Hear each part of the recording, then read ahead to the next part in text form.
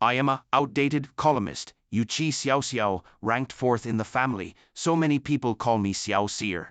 I have a column in a cutting-edge magazine in my city, and I can be considered a writer of urban emotional stories. But unexpectedly, today I have to deal with supernatural horror, all because of a personal experience. There are always unbelievable things that people are unwilling to believe, but they do happen, right? It's completely beyond our control. Today's story took place in the past month. I unfortunately lost my job last month. I have been living from paycheck to paycheck for the past 3 to 4 years, spending money extravagantly without saving a penny.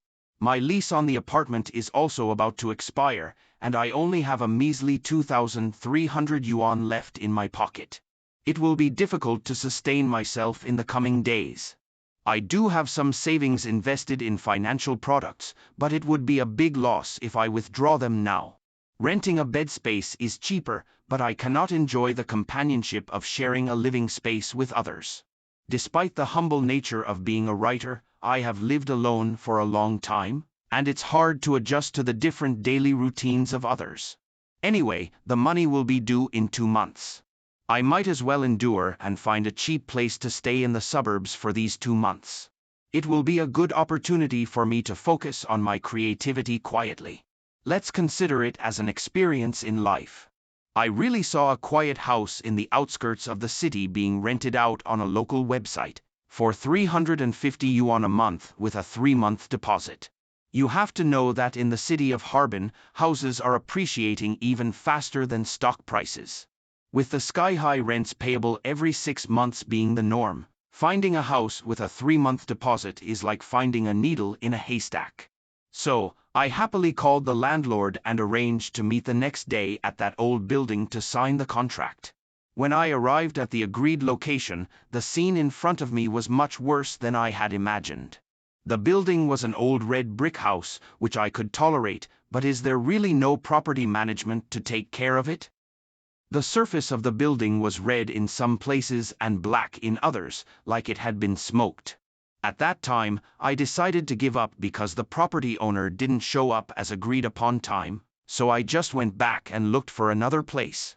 Just as I hesitated, the phone rang, and it was the landlord's elder sister calling. What a coincidence. I hesitated for a moment, but I ended up answering the phone. Mr. Gua, are you almost here?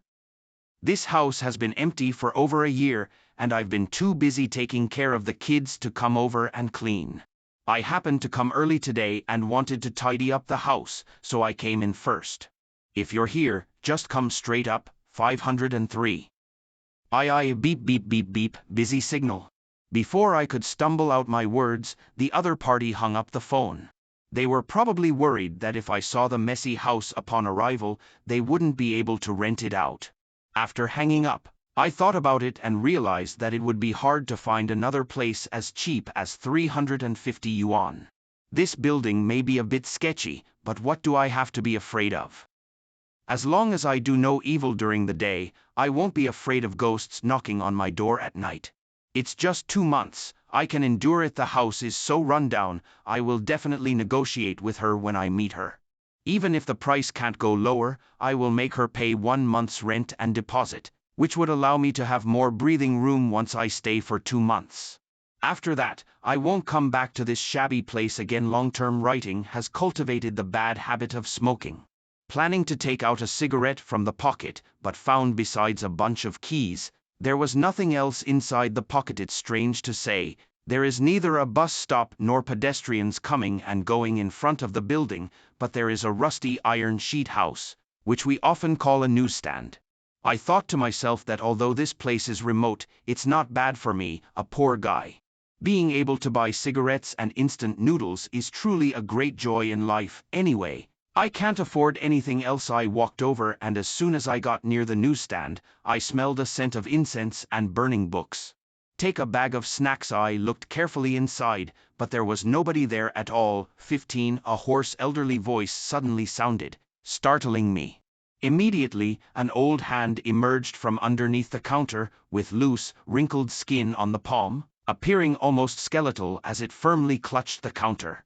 An old lady with white hair stood up at that moment. I finally experienced the sensation of a heart stopping suddenly, and I took a sharp breath. "Granny, why are you crouching down here in broad daylight?" almost scared me. I smelled the smoke getting stronger and stronger. "Scared you, young man? I'm really sorry. Today is July 14th, and I'm taking a few things over to my old sister's." The grandma brought the cigarettes from the shelf to the counter. 15 yuan. The old lady is talking in a bizarre way, making me curious. I tiptoed and glanced under the counter with the corner of my eye. Oh my goodness, she inserted 3 incense sticks under the counter, burning joss paper that's turned completely black in an iron basin, with some embers still glowing. I picked up a cigarette, threw 20 yuan at her, and then turned around and left. At first, I pretended to be calm, but when Grandma chased after me calling my name, I almost threw away my shoes. I ran all the way while shouting, "No need to look for me, no need to look for me."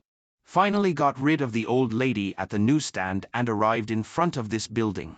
I leaned against the wall, gasping for breath, then straightened up. As I put my hands down, I wiped off some dust, revealing a pair of eyes behind it, startling me once again.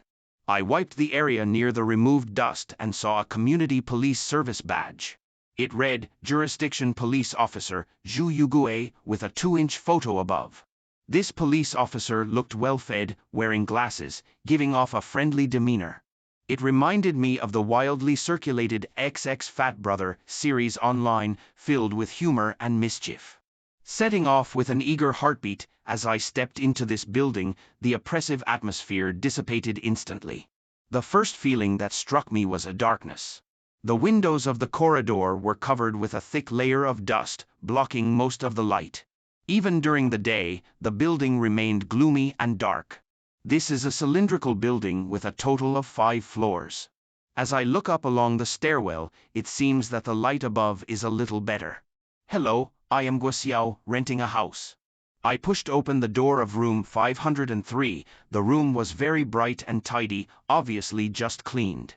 The window was open, and a pleasant breeze was blowing through. As soon as I entered, there was a large living room with a window directly in front of me facing south. Although I don't understand feng shui, this layout is definitely great, with a bedroom likely positioned to the right next to the window. On my left-hand side was a bathroom. When I pushed the door open, it was messy and had a bad smell. There was another wooden door on the left, which should lead to the kitchen. A woman around 30 years old, wearing a small hat made of folded newspaper on her head, walked out of the kitchen with a bucket of water and a rag. "Hello, Mr. Guo, you came really quickly. I lost signal on the phone just now and was actually hoping you could come a bit later. Look at this mess. I haven't been here in a long time, didn't expect cleaning up to be this troublesome. Let's not mention it, we were scared to death by the old lady at the newspaper stand downstairs. So, we just came straight up here. Oh, that's Aunt Xiao who lives in 104, her house is right next to the staircase on the first floor. When I was in primary school, Aunt Xiao was already selling newspapers, cigarettes, and drinks there. That Xiao auntie is really strange, burning paper offerings at the newsstand, it's so unsafe. And who burns paper during the day? It's not like it's a crematorium." Listening to her muttering about July 14th or something, it gives me goosebumps. She chuckled. "Mr. Guo, you must have watched too many horror movies from Hong Kong. It's not your fault though, our generation is deeply influenced by those films. I remember Aunt Xiao moved here because her 2 older sisters also lived in this building, one on the 2nd floor at 206, and the other on the 4th floor at 401. Her 2 older sisters passed away due to illness 5 or 6 years ago. Then where is her husband and child? I didn't see anyone when I came in. Aunt Xiao's husband is Meng Liang, the electrician in our old factory area. That year, Uncle Meng died in a fire while trying to save people. Since then, Aunt Xiao has had mental issues, and no one dares to mention Uncle Meng in front of her. Her son went to work in another city to raise money for Aunt Xiao's medical treatment. Upon hearing this, my heart tightened a fire. Could it be this building? The black grime on the red brick exterior wall, the gloomy and quiet corridor, every scene suddenly appeared in my mind. Yes, it's this building, she said, unable to hide her embarrassment. My brain suddenly felt dizzy and almost exploded. Upon hearing this, my heart tightened a fire. Could it be this building? The black grime on the red brick exterior wall, the gloomy and quiet corridor, every scene suddenly appeared in my mind. Yes, it's this building, she said, unable to hide her embarrassment. My brain suddenly felt dizzy and almost exploded. But I assure you, there has never been anyone who died in my house, and only 5 people have died in the whole building, mostly elderly neighbors living on the 2nd, 3rd, and 4th floors. I won't hide anything from you in this matter, even if you are just a tenant. Remember, the day of the fire was a Tuesday. Since it was a workday, there were mainly uncles and aunties who retired from the factory in the building. 4 people from our building died in the fire, including Uncle Meng. I heard that one of the deceased did not live in our building. I heard you didn't live here before, did you? After getting married, I moved to the city with my husband, and this house is where my dad lives. It's quite a coincidence. The year my dad got seriously ill, there was a fire at the hospital where he was hospitalized, so my dad narrowly escaped. Later, the government began resettling the affected residents, but I was worried, so I brought him to stay with us in our home, which is why this house has been empty all along. Some very few old neighbors have since moved back, saying they couldn't rest easy or that they had emotions attached to this building, but the majority have moved away. I heard that the government is renovating in the past few years, and in a couple more years, this old building will be demolished, and even the road in front of the building will be widened. Oh, Mr. Gua, I've been talking for so long and forgot to ask you, why did you choose to move here? I don't think a forward-thinking young person like you would choose to live in such an old building just because the rent I offer is cheap, right? I just regained consciousness. One moment, I was still immersed in her narrative memories, and the next moment, I felt a sense of defeat as if being laughed at. Therefore, I uttered a lie that writers often say. I think you misunderstood. My profession is a writer, and I chose to come here because the hustle and bustle of big cities disturb my creative inspiration. I am here to experience life. But then again, it's just me who would be willing to rent your place. Other people wouldn't even bother.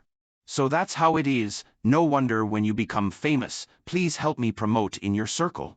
Being in such an environment will definitely spark my creative inspiration. I just chuckled. I just said it casually, but she took it seriously.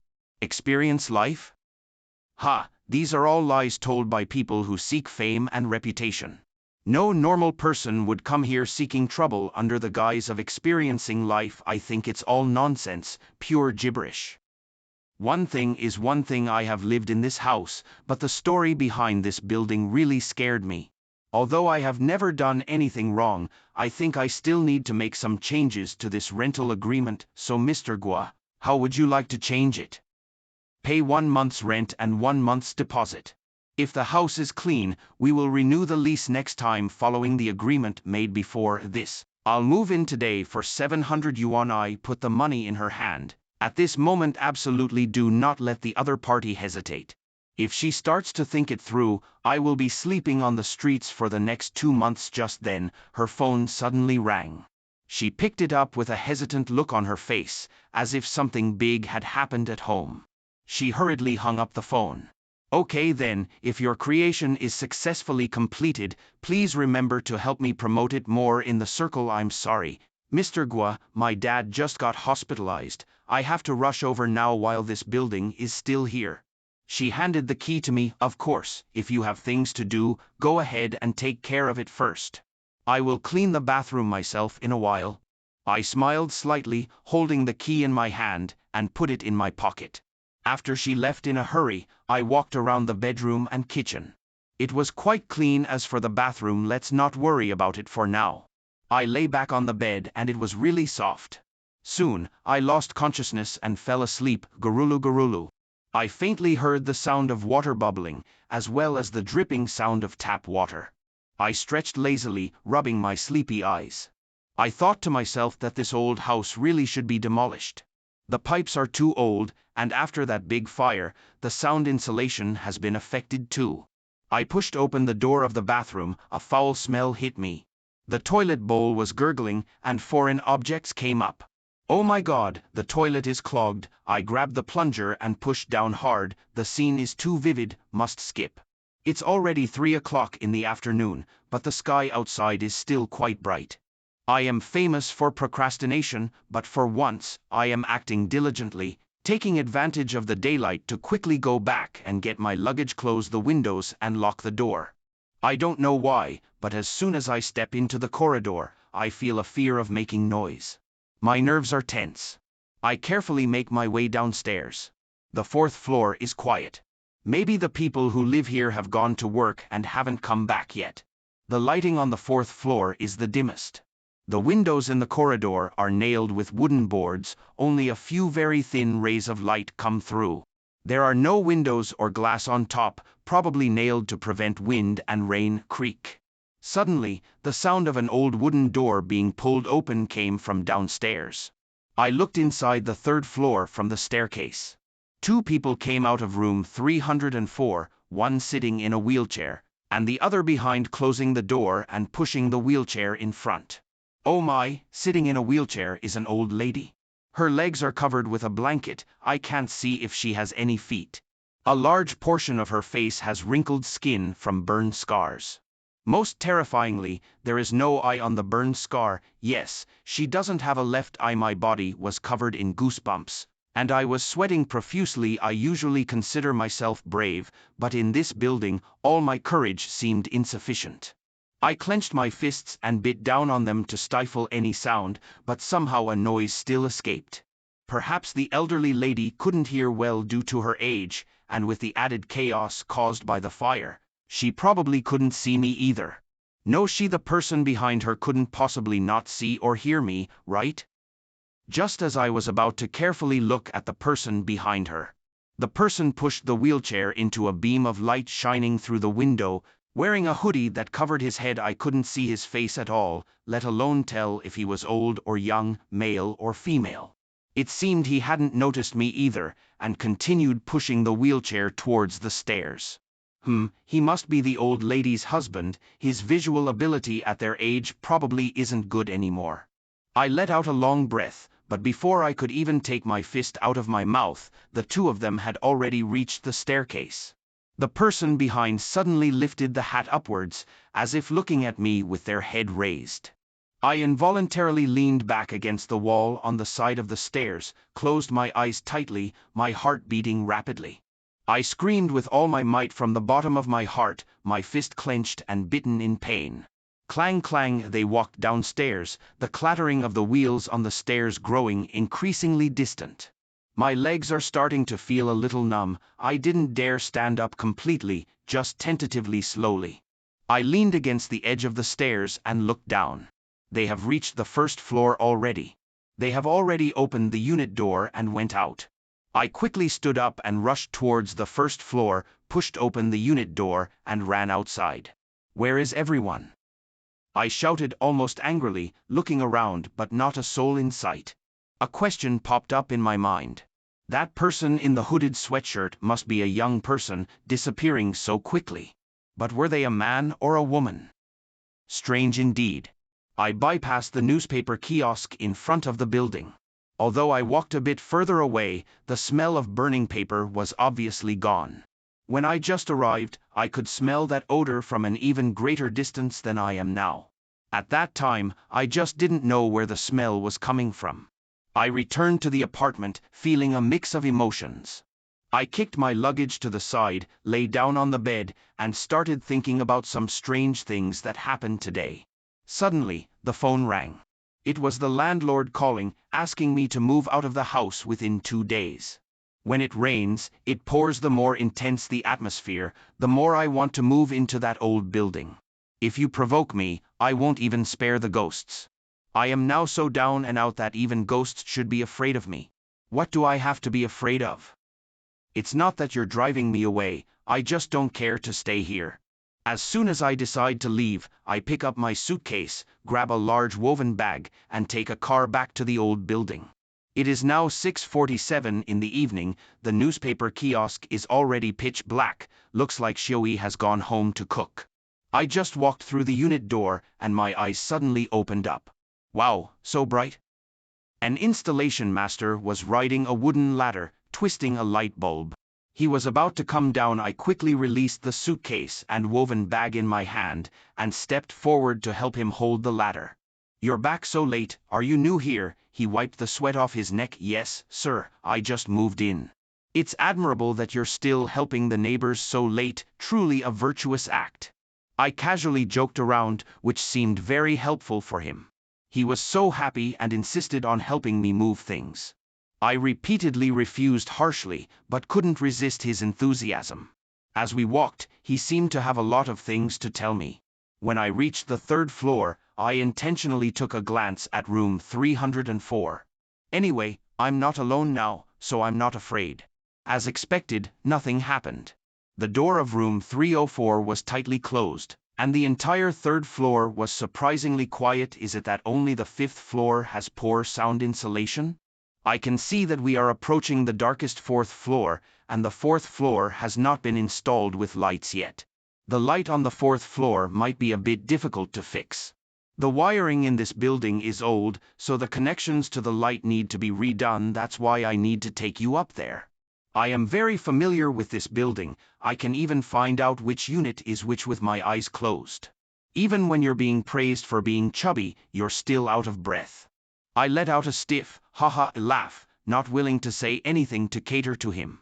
Denglingling, I turned on the flashlight on my phone, and a white porcelain glass ball rolled to the floor of the fourth floor and stopped at my feet. As I was about to pick up the glass ball, a delicate little hand snatched it before me. I quickly aimed my phone at him, and it was a little boy. He grinned at me and showed off the glass ball he was holding. I smiled in surprise and faintly heard a murmuring voice, like a nursery rhyme: "Morning glory, 12 blossoms, youngest ant, come pick me up." Pigs chopping wood, dogs burning fire, cats cooking rice, making me laugh to death. Then I shone my phone behind the little boy, and there was a little girl sitting on a wooden box at the door of 402, leaning against the wall.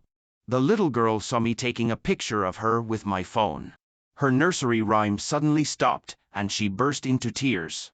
Seeing this, the little boy immediately turned around, ran to the little girl, and hugged her. Then he glanced at me with eyes full of resentment and hatred, a look that would haunt me for the rest of my life. He threw the glass marble in his hand towards me, hitting my knee perfectly. I exclaimed in pain, although it didn't really hurt, pretending to soothe the two children. Perhaps if I pretended to be hurt, they wouldn't be so angry. But the girl kept crying, and the boy continued to stroke her forehead. I was about to go and comfort the child. "You don't worry about it." The old man scolded me harshly, which really scared me. Grandpa said again, "Hurry up and go inside, don't play in the corridor. Your parents are worried about you too. Come and play after the lights are fixed." The old man's words are really effective, and the girl truly stopped crying. It seems like they are very familiar with the old man, just afraid of my unfamiliar face. The old man supported my arm and asked me to walk upstairs. "Whose children were those just now?" "The one downstairs is 404. It's so dimly lit here, those who are responsible really are daring." He chatted with me from the first floor to the fifth floor, and even helped me carry my luggage into the house. I had always thought that besides the landlord who doesn't live here, he was the only normal person I met today. Although he was talkative and spoke without a specific focus, it wasn't until he said the last sentence that I felt that among all the words he told me that night, this sentence was the most thought-provoking. "Young man, lock the door properly, don't wander around at night, this building is too old, and some of the floor lights are still not fixed. It's not like the city here, there isn't much nightlife, and there won't be strangers coming in and out of this building late at night. In short, you mustn't go meddling in other people's business. Young man, lock the door properly, don't wander around at night, this building is too old, and some of the floor lights are still not fixed. It's not like the city here, there isn't much nightlife, and there won't be strangers coming in and out of this building late at night. In short, you mustn't go meddling in other people's business. Grandpa has passed away, but I don't want to dwell on it anymore. So many strange things happened today, none of which I want to ponder on. I'll just go wash up and go to bed. Just like that, 2 uneventful weeks have passed, and I feel like I am gradually getting used to life here. Occasionally, I see that person in a hooded sweatshirt pushing a grandma who has lost her left eye in the yard. I still don't know if it's a man or a woman, as I never dare to approach them, just like Aunt Shio and the newsstand. I walk around them every day. The light in the corridor on the 4th floor is still broken, and I haven't seen the old man who fixes the light again. The 2 children from 402 are also not playing in the corridor anymore, everything is normal. On the night of May 20th, 2017, there was a thunderstorm, and I dislike writing articles on rainy days as it makes it hard for me to focus. Just when I was about to fall asleep, I heard the sound of steel pipes hitting the radiator behind the wall at the head of my bed. Ding ding ding. Even though I heard the sound, my subconscious was still asleep because the sound was very soft. Bang. The living room window was blown open by the strong wind and rainstorm, making the window frame pound and creating a sound like a child crying in the wind. I suddenly woke up from a dream, my heart pounding. I quickly ran to the living room, closed the window, and locked it again. I thought to myself, that way I can sleep peacefully without worries and continue the beautiful dream I just had. Suddenly, the previously inconspicuous tapping sound on the radiator became louder. I quietly walked into the bedroom, and the sound stopped abruptly. I breathed a sigh of relief, having been needlessly startled. It must have been the neighbor's child misbehaving in the middle of the night, playing pranks at such a late hour. I coughed loudly twice, ding ding. After I finished coughing, that sound appeared again, and the number just matched the one I made. I tried again, wanting to explore further. Ding ding ding. Suddenly, I lost my sleepiness, and everything was quiet around me. My heart couldn't help but race, feeling anxious. I didn't make a sound anymore, in fear that it might be the children next door making a fuss without any supervision. Sure enough, when I stopped making noise, there was no banging on the other side of the wall. I pressed my ear against the radiator. Dang, dang, dang, dang, dang, dang, dang, dang, dang. I sat down with a cry, covering my ears with my hands. It felt like blood was flowing out of my ears, and my mind started to become muddled. All I could hear in my ears was the echo of a radiator knocking.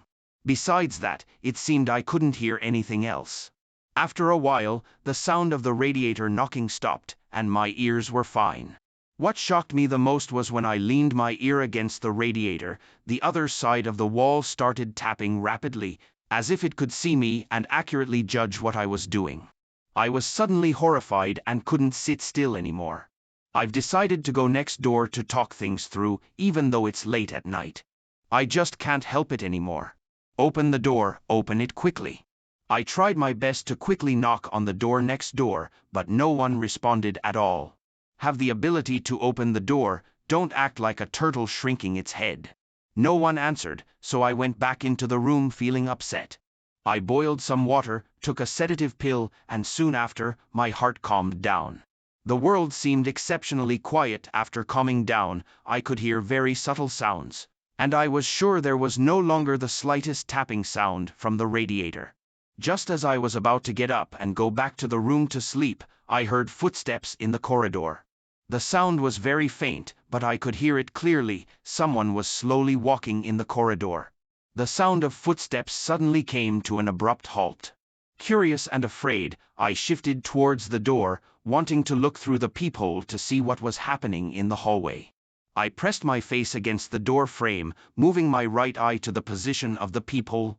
The person wearing a hoodie is him, standing in front of the cat's eye looking at the door of my house.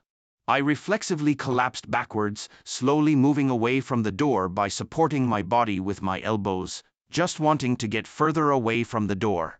He must have seen me, he must be able to see me. Who is he? Who is he exactly? I feel helpless as if I was crazy, fear fills my mind entirely. Grandpa's words kept surfacing in my mind over and over again, make sure to lock the door, don't wander around at night, in short, never meddle in other people's business. Never meddle in other people's business. Never meddle in other people's business. The person is knocking on my door.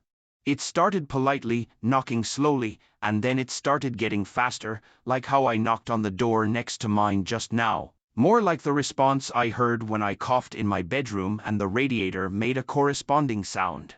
Oh my, could it be him? This is impossible, absolutely impossible, he lives on the 3rd floor. The sound of the radiator definitely came from next door. I dare not think about it anymore. I huddled, clutching the legs of the old rocking chair, feeling as helpless as a child just abandoned. Even as the knocking on the door ceased, I refused to let go, unwilling to take even a step. It wasn't until over 10 minutes later that my door was knocked on once again. Dang dang, dang dang, this frequency is obviously different from before, but I still didn't dare to move an inch until someone spoke outside the door. Is there anyone at home? I am a police officer from our community.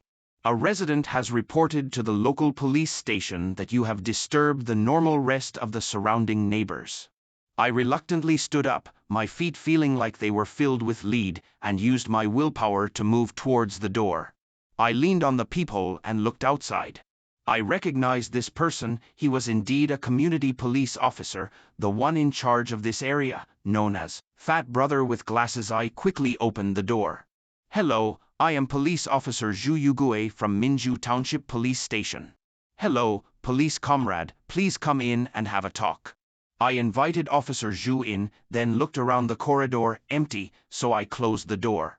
Seeing the police officer, my guard was finally down. I didn't feel angry at all. Was it reported by the 3rd floor? I'm so angry about this tonight. Clearly, I am the victim, but he turned around and accused me. Mr. Gua, please calm down first. Many residents in this building have reported to our local police station that after 12 o'clock, you were loudly abusing in the corridor and knocking on other people's doors. Many residents have complained? My neighbor also complained like you did? Haha, it seems like the guilty party is the first to sue. I was a bit out of control, laughing loudly in front of the police, my body twisting uncontrollably. I don't know if it is because my body can't take it anymore or my nerves are jumping, but I'm quite certain about one thing. My current state is nearing madness. The main purpose of this visit is for mediation. Please refrain from any more extreme behavior. This is the first warning. If it happens again, I will have to take you to the police station. Of course, if you encounter harassment from other residents, you can come to me. Here is my community service card with my phone number on it. Please keep it. I agreed somewhat absent-mindedly, taking Officer Zhu's service card and then sending him off. I reckon he must have seen my condition earlier, so he'll definitely arrange for a psychologist to visit my home tomorrow morning. But who cares?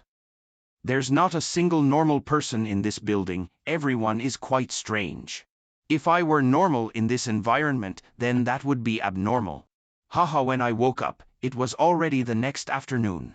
I kept thinking about the people from room 304, they were really strange.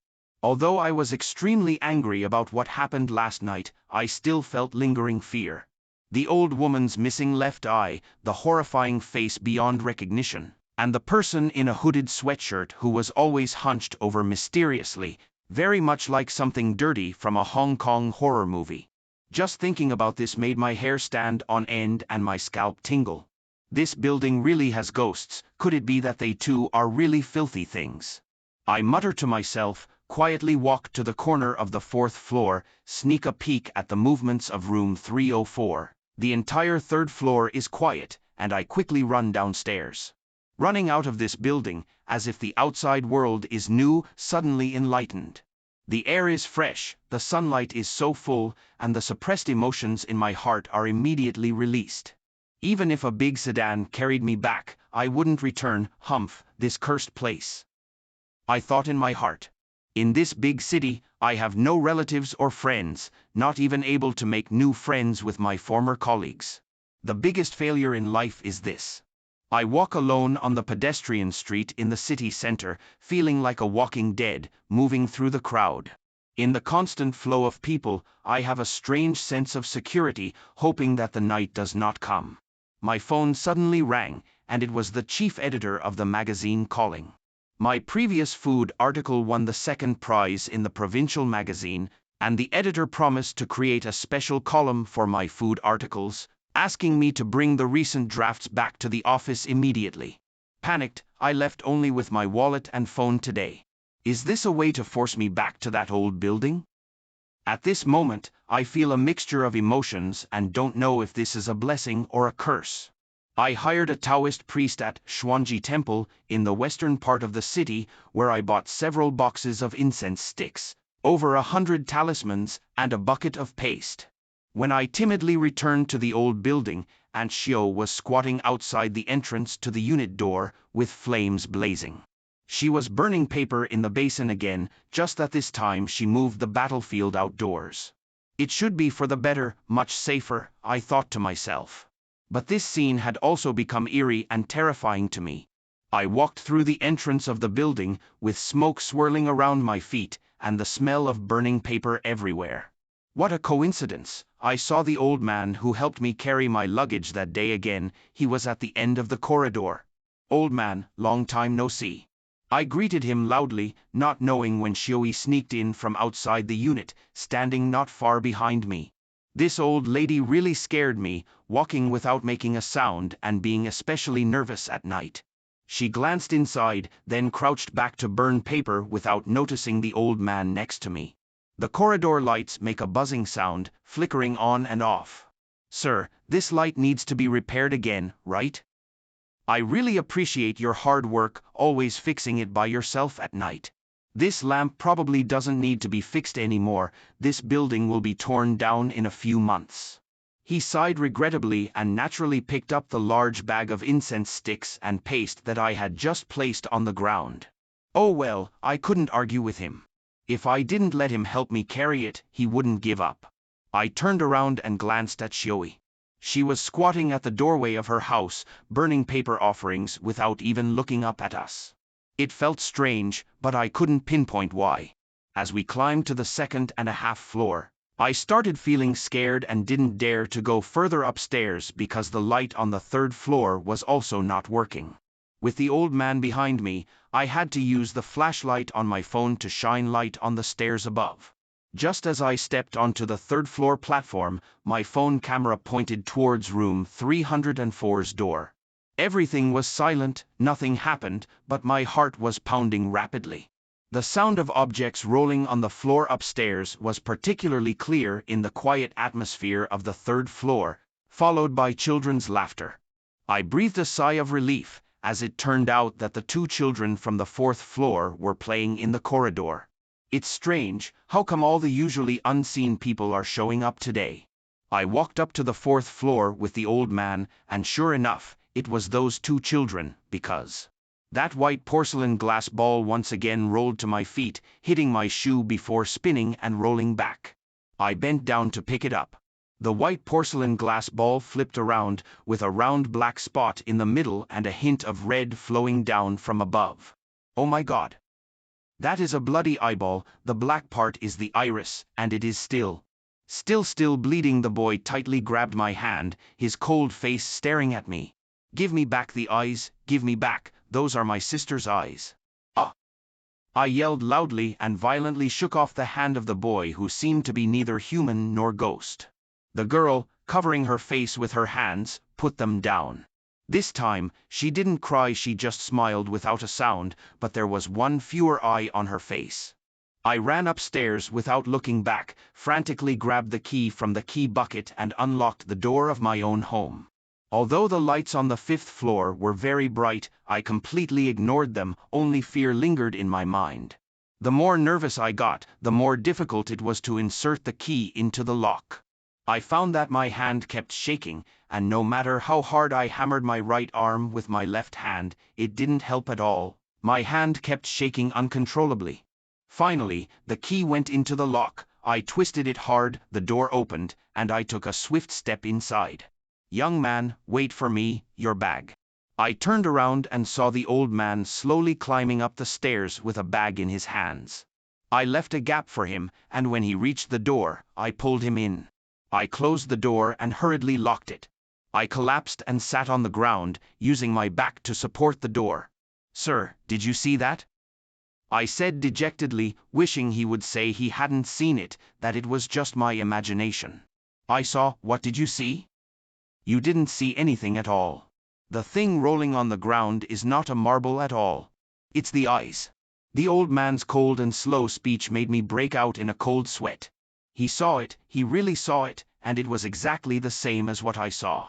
We both encountered something evil, and I was on the verge of a complete breakdown.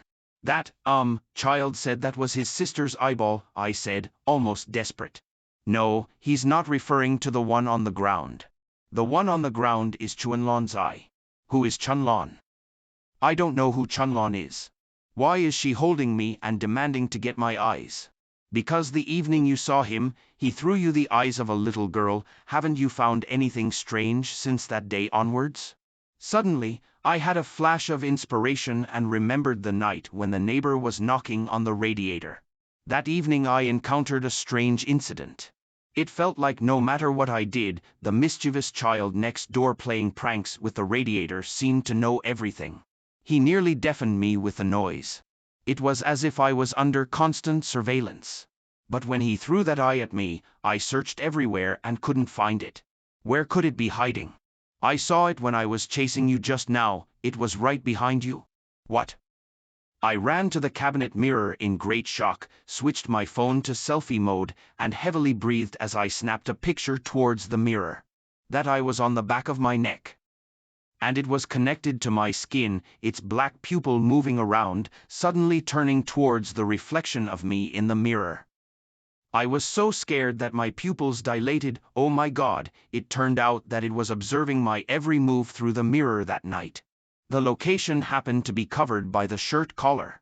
A few days ago, my neck was sore. I thought there was a lump on the top of my neck and didn't pay attention to it. I never dared to imagine such a thing. I only saw the old man holding up a fruit knife in the mirror, about to strike at me. I covered the back of my neck with both hands, curled up on the ground, writhing in pain. The old man pulled out a piece of clothing from the cabinet and pressed it against my wound. I could clearly feel a long gash on my neck, with fresh blood continuously pouring out. I looked at a piece of flesh on the ground with an eyeball stuck to it. The iris had moved to my side, glaring at me with the corner of its eye. Throw him out, I howled, clutching my neck. The old man used a knife to stab the piece of skin and threw the eye out of the door along with it. I struggled for a while, and the pain in my screeching eased a lot. The old man's knife skills are not bad. He didn't cut off a big chunk of my flesh, just a small piece of skin. "Grandpa, I am just like you, I can see them. At my age, there's nothing much to be afraid of with these old bones." That night, the siblings next door were knocking on the radiator. They are getting back at me. Which means there is actually no one living next door, and I have never seen anyone coming out of that house. The people living in that house never moved back after the fire, so the room has always remained empty. In the midst of my horror, I suddenly remembered a name I had just heard. Who is Chunlon, and why do they have the eyes of Chunlon? Chunlon is the oldest person living in this building. She lives in apartment 304 on the ground floor. I think there's something wrong with those two people from 304. Indeed, they are not human. I must call the police. I covered the back of my neck and clearly felt the hot fresh blood still surging outwards. Calling the police won't help. You can see them, but the police may not see them. Can you stay here with me, sir? After suddenly realizing it, I was really terrified. It's getting late. I should go back to accompany my old partner, young man. As long as you don't go out again at night, everything will be fine. Tomorrow morning will be good. Although I feel helpless, the stubbornness deep inside me makes it impossible for me to open my mouth and plead. I wish I could go crazy right now, regardless of everything, just to make sure he stays. Unknowingly, the old man walked to the door, opened it, and stood outside. Thank you for your reminder, sir. I will take note of it. You are a good person. Which floor do you live on? I will visit you tomorrow to show my gratitude. At this moment, I only feel safest where my grandfather is. No need to be polite, young man. I live on the first floor, 104. Thank you so much, I will definitely wait for it tomorrow, at 104. I was suddenly startled and looked at the back of the old man walking towards the stairs. May I ask your name? Meng. I slammed the door shut all at once, locking it from inside to outside. He is the old partner of Xiui who passed away, the electrician in the factory area. I cautiously glanced through the peephole and saw him standing at the staircase, waving and smiling at me. Due to large fluctuations in my heartbeat and excessive fright, everything went dark before my eyes. I felt like my heart was about to explode into millions of pieces. Without hesitation, I pushed the table and luggage to the door and blocked it. I pretended to be brave in anger and picked up the phone to call the landlord. This is a haunted house.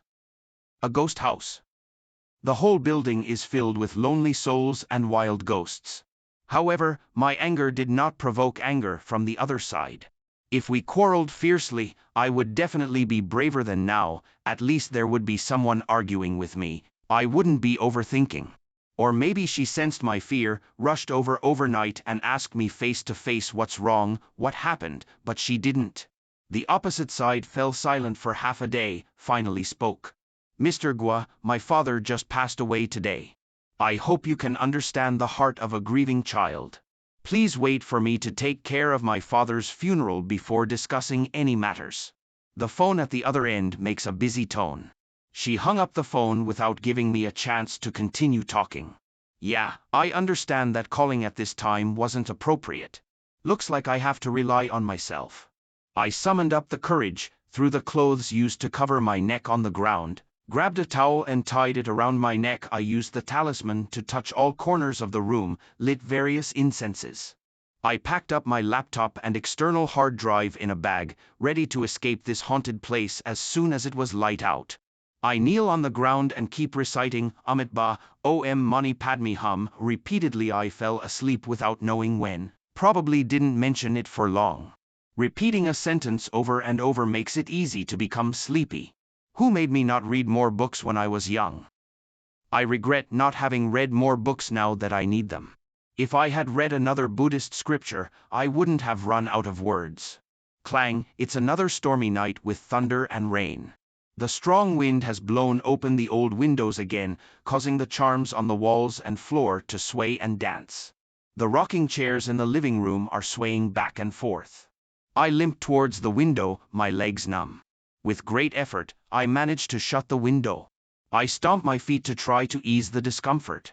The rocking chair, which hasn't stopped, quickly sways a few times before rocking slowly. In panic, I quickly cover the back of my neck with my hands, a scream escaping my lips. The pain makes my lips tremble, and I can feel how white they have turned in this hot weather, where even my breath is visible in the air. With another loud bang, the window on the balcony was also blown open. The airflow coming in through the kitchen extinguished all the candles, and the lights started flickering. Talismans were flying around in chaos. The light suddenly went out. I'm sitting paralyzed on the ground, my legs numb and without sensation. When lightning flashes and thunder rumbles, in the instant the lightning strikes, you can see the rocking chair still swaying constantly and hear the creaking sound of the old wooden material. My dear, I miss you, my dear, where are you? The voice was hoarse and weak. It was an old man's voice. This house used to belong to the homeowner's father, who just passed away today. The more I think about it, the creepier I feel. I no longer cared that much, as if my legs had regained sensation. I got up, pushed away the table and the boxes, and rushed out the door in a single leap, running down the stairs. Give me back my eyes, give my eyes back to me. The little girl without eyeballs raised her hands and chased after me, and I didn't dare to stop for a step. Earlier, it was fear that made me timid to stay still. Now it is fear that compels me to run frantically without stopping. Stepping on the stairs, I suddenly heard the sound of a door opening. The door of room 304 opened, and a person wearing a hood walked out from inside. He was looking at me, really looking at me this time. I could see his eyes staring at me. I hurriedly ran downstairs.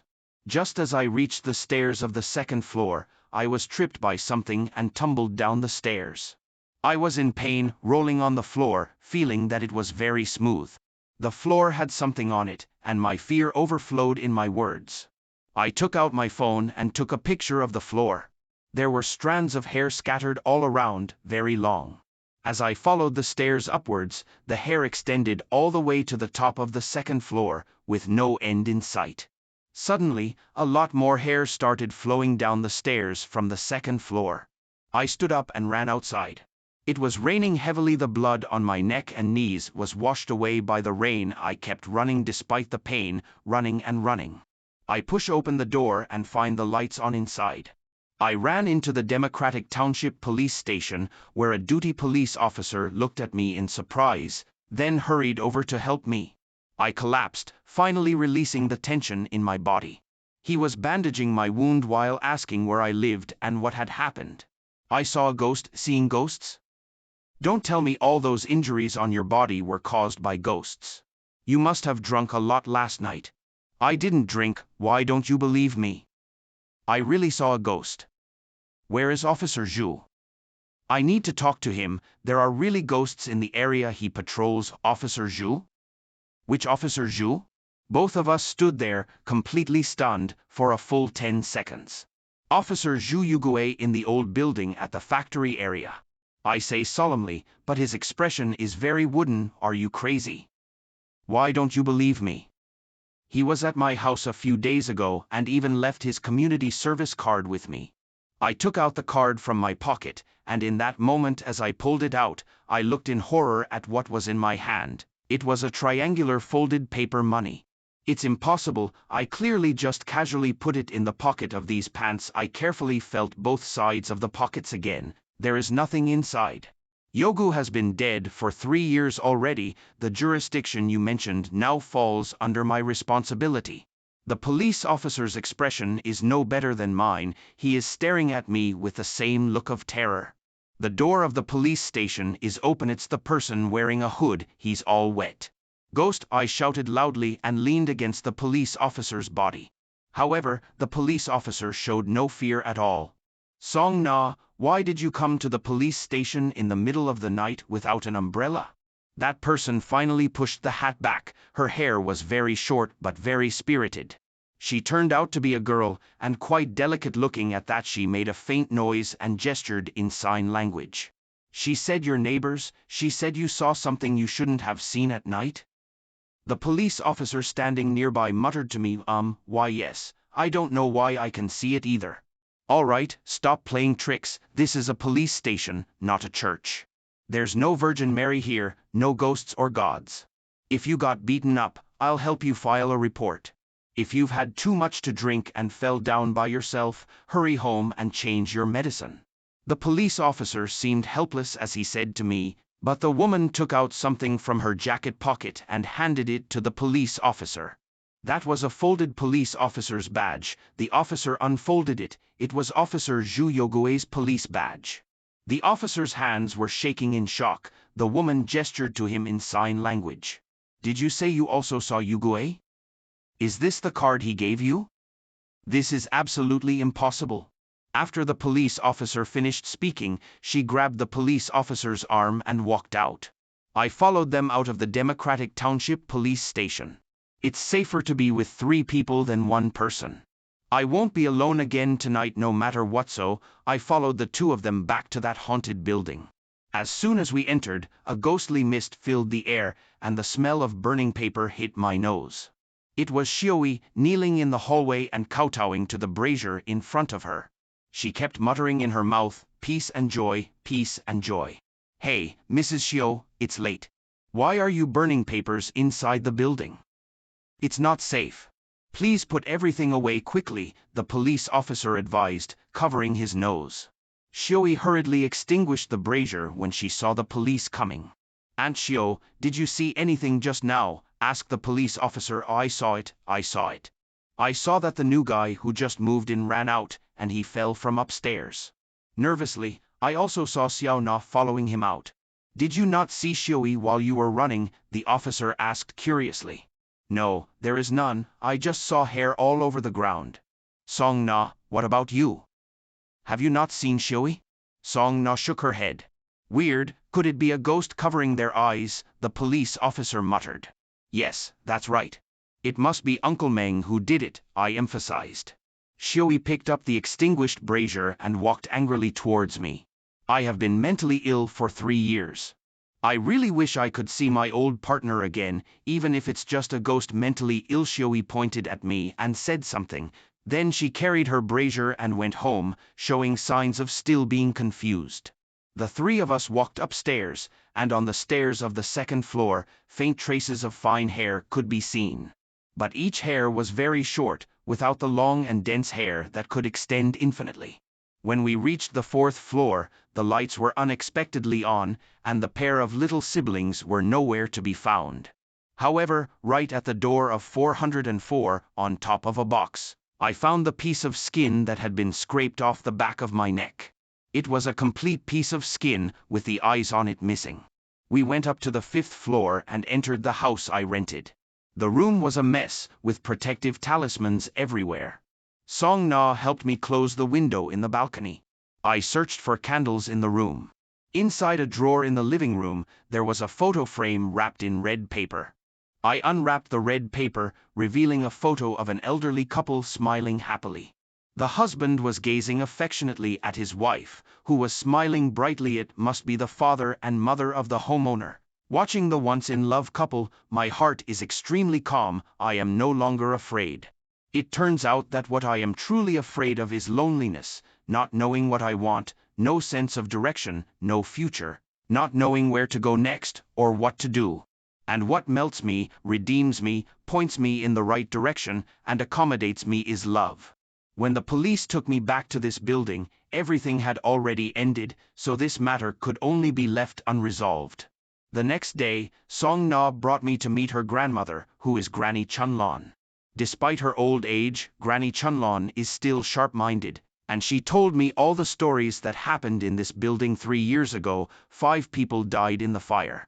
4 of them were residents of this building, namely Uncle Meng, who went upstairs to rescue people, the twin brother and sister from apartment 404, and Lu Meili, the daughter of Aunt Su, on the 2nd floor. The 5th victim was not a resident of this building, but rather the police officer Zhu Yugue, who came to help rescue people. The big fire occurred at 11 o'clock in the morning. The parents of the twins were both out working, leaving the siblings locked inside the house. The boy wanted to cook noodles for his sister and accidentally caused the fire by turning on the gas like an adult. Upstairs, Lu Meili had just returned from the city peaking opera troupe in the morning and was probably asleep. When the fire started, residents all rushed to escape outside the building. It was said that when Lu Meili came out of the house, her hair was on fire and she was running around in panic. Her long black hair, which was said to be as long as reaching her knees, couldn't be put out even after several buckets of water were poured on her. Realizing that the children upstairs had not escaped, the elderly Mrs. Chunlon, who had limited mobility, climbed up to the 4th floor with the help of the railing. She couldn't open the door, but luckily, Mr. Meng came upstairs to rescue the children. Meng used an axe from the fire water tank to break the door lock, and they finally entered and rescued the children.